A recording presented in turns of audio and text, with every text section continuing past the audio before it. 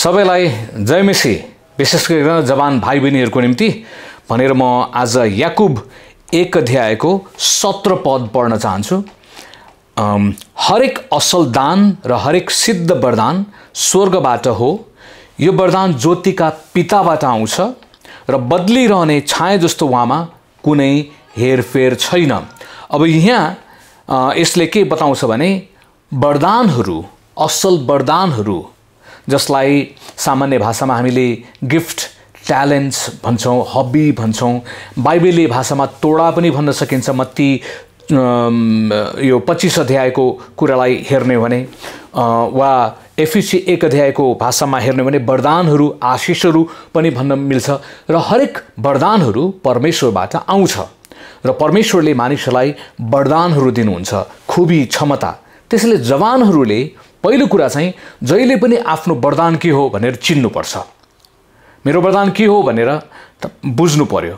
अब यसको निम्ति टिचिङबाट, किताबहरूद्वारा, पास्टर अगुवाद्वारा, तपाईँको साथीहरूद्वारा पनि तपाईँको वरदान, तपाईँको क्षमता, तपाईँको खुबी केमा राम्रो छ भन्ने कुरा परिवारका मान्छेहरूले पनि थाहा दिन सक्छ। र यो बढ्दै गर्दाखेरि हाम्रो साथीभाइहरूले, अगुवाजनहरूले हामीलाई मद्दत गर्न सक्छ। र परमेश्वर जो निष्पक्ष हुनुहुन्छ उहाँले हरेकलाई विभिन्न प्रकारको वरदानहरू दिनुहुन्छ। तपाईँले मत्ती 25 अध्यायमा तोडाको उखान भन्ने कुरालाई याद गर्नुभयो भने येशू प्रभुले एउटा उखान बताउनु भएको छ, प्याराबल।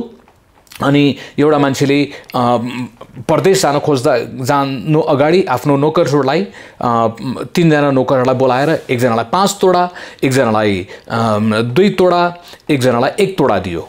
भनेपछि यो सिद्धान्तले के देखाउँछ भने मालिक भनेको परमेश्वर र यो नोकरहरू भनेको हामी विश्वासी वा मानव जाति भनौँ।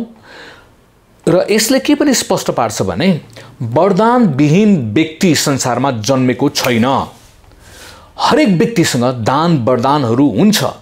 कसैसँग धेरै होला, जसलाई हामी मल्टी गिफ्टेड, मल्टी ट्यालेन्टेड, बहुआयामिक व्यक्तित्व भनेर भन्छौँ। अनि हामी त्यसको पछि लाग्नु हुँदैन। कोही कोही व्यक्तिहरू त्यस्ता हुन सक्छन्, ठिक छ, परमेश्वरको महिमा भएको होस्। कोहीसँग ठिकैको होला, 2टासम्म होला र कसैसँग एउटै मात्र निर्दिष्ट तपाईँले होला। र वरदानविहीन व्यक्ति संसारमा जन्मेकै हुँदैन भनेर हामीले त्यो हिसाबले पनि भन्न सक्छौँ। किनभने परमेश्वर निष्पक्ष पिता हुनुहुन्छ, बुबा हुनुहुन्छ। उहाँले असल तपाईँले वरदानहरू दिनुभएको छ, मण्डलीलाई दिनुहुन्छ। अनि एउटा मण्डलीसँग एक प्रकारको वरदान हुनसक्छ भने कहिलेकाहीँ अर्को मण्डली परिवारसँग अर्को प्रकारको वरदान हुनसक्छ।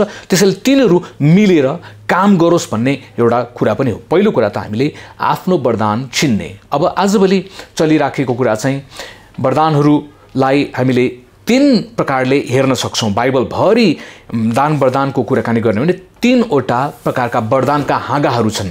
3वटा नदी भने जस्तै 3वटा हाँगाहरू। नेपाल चाहिँ हिमाल, पहाड, तराई भने जस्तै वरदानको हिसाबमा पनि हामीले 3 भागमा विभाजन गरेर हेर्न सक्छौँ। अब यसको निम्ति हामीले एफिसी 4 अध्यायको 11 पद अनुसार हेर्ने हो भने त्यहाँ निर्दिष्ट तपाईँले अगुवापनको 5वटा वरदानहरू हामी देख्छौँ। प्रेरितहरू जसले मण्डली स्थापना गर्छ वा सङ्घ संस्था सुरु गर्न सक्छ, अभियानका कुराहरू सुरु गर्ने, स्थापना गर्ने व्यक्तिहरू हुन सक्छन्। पाइनियरिङ बाइबल स्कुल, कलेज पनि हुनसक्छ। क्रिस्चियन सङ्घ संस्था सुरु गर्ने व्यक्तिहरू पनि हुनसक्छ। मुभमेन्ट लिएर आउने व्यक्तिहरू हुनसक्छ, प्रेरितहरू। त्यो समयदेखि अहिलेसम्म नै हामी देख्छौँ अगमवक्ता परमेश्वरको मन र हृदयमा भएको सन्देश लिएर आउने, समाजलाई दिने, सुधार गर्ने प्रकारका कुराहरू भए। त्यसपछि प्रचारक जसले एनीहाउ सुसमाचार सुनाऊ, एनीहाउ येशूको सुसमाचार मानिसहरूलाई लिएर आउँछ, उद्धार मुक्ति येशूमा छ भन्ने कुरा बताइरहन्छ। अर्को पास्टर, चर्चको धर्मविधिहरू पुरा गर्ने, मण्डलीको बगाललाई जतन गर्ने, पास्टरल गिफ्ट भएका मान्छेहरू। याद गर्नुहोस् है, त्यहाँ वरदानहरू भनेको छ मण्डलीमा है, पास्टर मात्र होइन। तर हाम्रो अबुझ, हाम्रो अज्ञानताले गर्दाखेरि एउटा चर्चमा एउटा मात्रै पास्टर भएको गिफ्ट, एउटा मात्रै पदको हिसाबमा हामी नेपाली मण्डली गयौँ। बाइबललाई हेर्नु भने त्यो पदको हिसाबमा भन्दा पनि वरदानको हिसाबमा गएको छ। र शिक्षकहरू जसले परमेश्वरको वचन सिकाउने, बुझाउने, गहिराइमा वचनको गहिराइमा लैजाने काम गर्छ। एफिसी 4 अध्यायको 11 देखि 13 पदसम्मको वरदानलाई मूलतया 4 पदको अध्यायको 11 मा बताएको कुरालाई आत्मिक अगुवापनका वरदान वा 5 fold ministry 5 fold leadership gift भनेर पनि भन्न सकिन्छ। अर्को वरदान तपाईले पाउनुहुन्छ पहिलो कोरिन्थी 12 अध्यायमा, विशेष गरिकन तपाईले 4 पददेखि 11 पदसम्म देख्न सक्नुहुन्छ। त्यहाँ पवित्र आत्माका वरदानहरू छन्। 9 वटा वरदानहरूको बारेमा यसले कुराकानी गर्छ। यो चाहिँ अलौकिक वरदान पनि हो अनि यो पनि गजबको वरदान छ अनि यसलाई हामीले गहिराईमा सिक्ने हो भने अर्को 20 घण्टा लाग्न सक्छ। पहिलो वरदानको हिसाबलाई पनि मैले सेवाका वरदानको 15 घण्टा 20 घण्टा मजाले गर्ने भने त्यति लाग्छ। र अर्को प्रकारको वरदान चाहिँ बाइबलले बताउने वरदानको झुण्ड छ। रोमी 12 अध्यायको 3 र 6 पदमा जसलाई अनुग्रहका वरदानहरू भनेर भनिएको छ। त्यसमा चाहिँ विविध धेरै कुराहरू पर्छ। अब यो चाहिँ कसैलाई खाना पकाउने होला, बुन्ने होला, स्वेटर बुन्ने होला, हैन, घर बनाउने, डेकोरेसन गर्ने होला, सजाउने कुराहरू होला। यी हाम्रो कति राम्रो फर्निचरहरू यहाँ देखिराखेको छ। यी पेन्टिङ पोस्टरका कुराहरू, हैन, क्रिएटिभ आइडियाका कुराहरू हुन सक्छन्। यो चाहिँ मानवीय खुबी, क्षमता, यो योग्यता, अनुभव, सिकाइ, तालिमबाट आउन सक्छ। त्यसैले जवान भाइ बहिनीहरू, म तपाईलाई उत्साह दिन चाहन्छु। हाम्रो वरदान हामीले चिन्नुपर्छ र वरदानले हामीलाई विजयी सफल बनाउन सक्छ र वरदान अनुसार काम गर्दाखेरि खुसी आनन्द पनि लाग्छ। यदि हामीले आफ्नो वरदान अनुसार होइन अर्काको दिमाग अनुसार, अर्काको सोच विचार अनुसार काम गर्यो भने जिन्दगीमा दुखित भएर बस्न सक्छौँ। त्यसैले कहिलेकाहीँ वरदान मेजर र माइनर भन्ने कुरा पनि हुन्छ। त्यो कुरा पनि बुझेर जान आवश्यक छ। मैले आफ्नो सवालमा कुराकानी गर्ने भने म केटाकेटी छँदाखेरि म्युजिकतिर लागेँ, सिकेँ। जिम्नास्टिक मलाई मनपर्छ, गीत गाउने, म्युजिकहरू सिक्ने कुराहरू, जिम्नास्टिक साह्रै मनपर्ने। जिम्नास्टिक खेल्थेँ। टेबल टेनिस मेरो अझै पनि फेभरेट गेम हो। तर पछि मलाई महसुस भयो म स्पोर्ट्सतिरको व्यक्ति होइन रहेछ। त्यो चाहिँ मेरो हबीको निम्ति बेला बेलामा खेल्न ठिक छ। म नाटकमा, रङ्गमञ्चमा पनि थिएँ सानो छँदाखेरि। अहिले मसँगै स्टेजमा गर्ने नेपाली दाईहरू, सिनियर दाईहरू, म चाहिँ जुनियर थिएँ, उहाँहरू नेपालको नेसनल लेभलको गुरुहरू हुनुहुन्छ ड्रामाको थिएटर ग्राउन्डमा। तर मैले महसुस गरेँ म मनपर्छ, तर म त्यो मेरो मेजर लाइन होइन।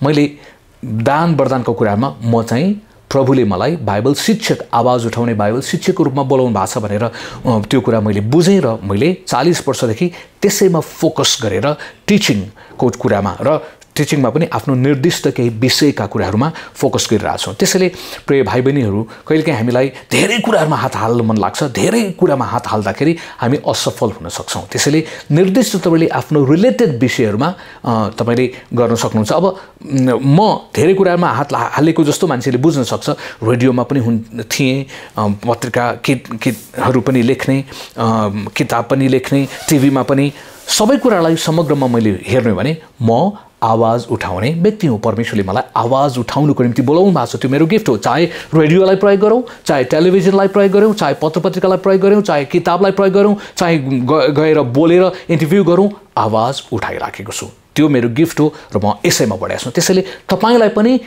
आफ्नो वरदान चिनेर मजाले बढ्नको निम्ति उत्साह दिन चाहन्छु। र डाक्टर हाम्रो पास्टर मङ्गलमान महर्जनज्यूले वरदानलाई बल्दो पारौँ भन्ने पनि किताब लेख्नु भएको छ नि। हो, पाटन चर्चमा कन्ट्याक्ट गरेर यो किताब किन्नुहोला।